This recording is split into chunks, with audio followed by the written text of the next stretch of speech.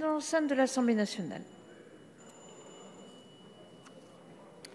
La parole est à Monsieur Patrick Hetzel pour le groupe Les Républicains.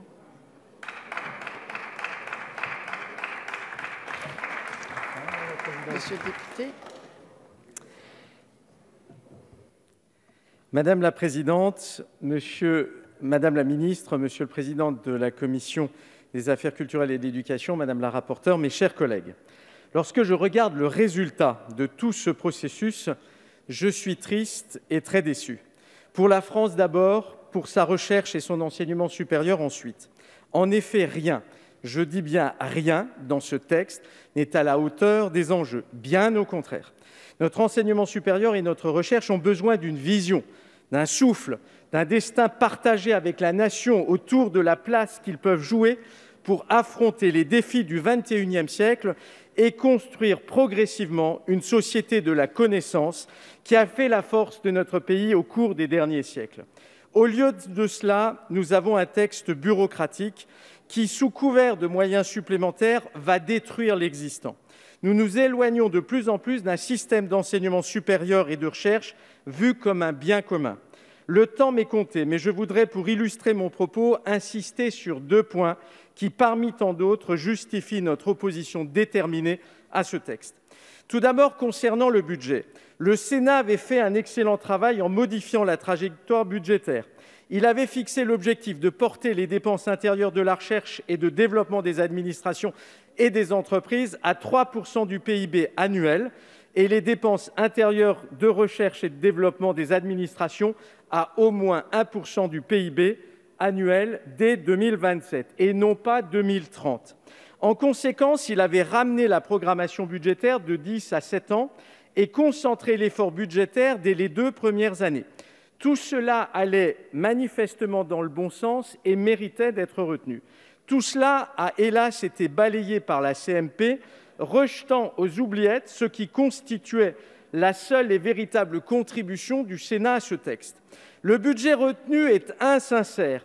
En repoussant l'investissement au-delà de 2 échéances présidentielles futures, on fait miroiter une augmentation budgétaire très hypothétique, comme nous l'avons d'ailleurs démontré à de plusieurs reprises, notamment en raison de l'impact du glissement vieillesse-technicité, le GVT, de l'inflation et de la réforme des retraites.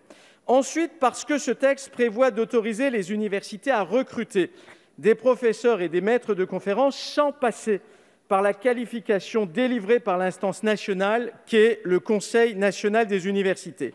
Ce texte va clairement ouvrir la voie à une disparition progressive du Conseil national des universités.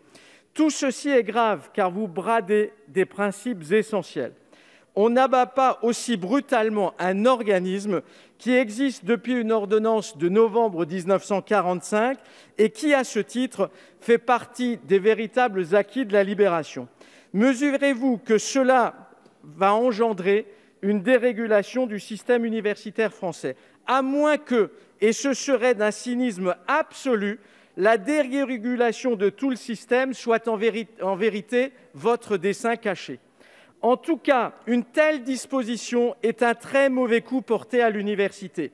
La disparition programmée du CNU heurte frontalement des principes fondamentaux de notre République, comme celui de la promotion au mérite, de l'unité et de l'indivisibilité du statut des enseignants-chercheurs et de l'équivalence des recrutements des universitaires au sein de la République. Ce texte ouvre la voie à des recrutements et à des promotions motivées par des préoccupations très éloignées des mérites scientifiques et académiques. C'est cela qui devrait, en principe, animer l'accès au corps des enseignants-chercheurs que garantit l'existence d'une instance nationale indépendante et impartiale. Avec cette disposition, vous consolidez au contraire le primat du localisme sur les mérites individuels. Tout ceci est un désastre et je pèse mes mots.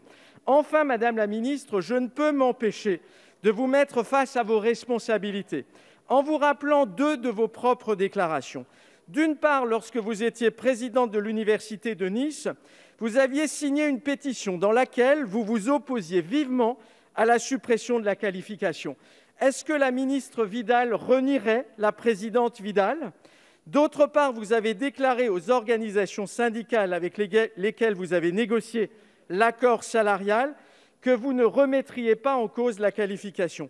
Imaginez-vous un seul instant que vous eussiez pu signer ce protocole si les organisations avaient su ce qui allait se passer aujourd'hui? Est-ce que la ministre Vidal renierait également la ministre Vidal? En conclusion, et vous l'aurez aisément déduit de mes propos, nous voterons résolument contre ce texte qui nuit gravement à la santé de notre enseignement supérieur et de notre recherche. Je vous remercie. Merci, monsieur le député.